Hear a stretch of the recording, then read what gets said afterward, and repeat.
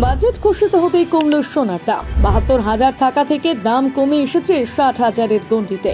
আজকে ঠিক কত দাম হলো সোনার, কিনতে যাওয়ার আগে দেখে নিন। বিগত কিছুদিন আগে লাফিয়ে লাফিয়ে বেড়েছিল সোনার দাম। প্রায় ৭২,০০০-এর গণ্ডি স্পর্শ করেছিল সোনার দাম, যা আভাস পাওয়া যাচ্ছিল এভাবে দিনে দিনে সোনার দাম বাড়তে থাকলে পুজোর মুখে তা এক লাফে পৌঁছে যাবে ১ লক্ষে।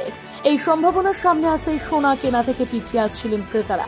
তবে এই পরিস্থিতিতে মুখে হাসি ফোটালো কেন্দ্রীয় বাজেট। নারীদের কাছে অত্যন্ত পছন্দের হলো সোনার জিনিস। শুধু শখ নয়, সম্পত্তি হিসেবেও সোনার গুরুত্ব অপরিসীম। বর্তমান বাজারে সোনার মূল্য যে কতটা তা বলার কিছু নেই। বিশেষ করে বিয়ের মরশুমে ব্যাপক চাহিদা বাড়ে সোনার।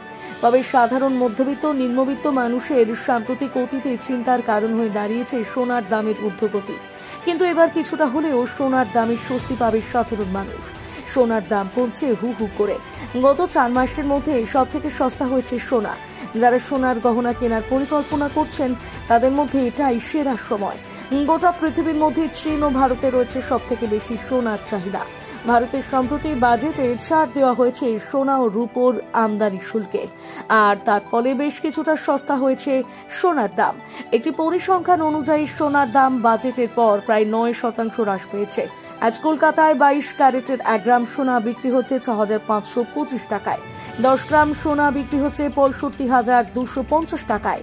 কলকাতায় ২৪ ক্যারেটের ১ গ্রাম সোনার দাম ৬,৯০০ টাকা। আর ২৪ ক্যারেটের ১০ গ্রাম সোনা আজ কলকাতায় বিক্রি হচ্ছে ৬৯,০০০ টাকায়। আজ শহর কলকাতায় ১৮ ক্যারেটের ১ গ্রাম সোনার দাম ৫,১৭৫ টাকা। ১৮ ক্যারেটের ১০ গ্রাম সোনা বিক্রি হচ্ছে ৫১,৭৫০ টাকায়। তবে সোনার দাম কমায় শুধুমাত্র ক্রেতাদের মুখে হাসি ফুটেছে তা নয়, হাসি ফুটেছে বিক্রেতাদের মুখেও।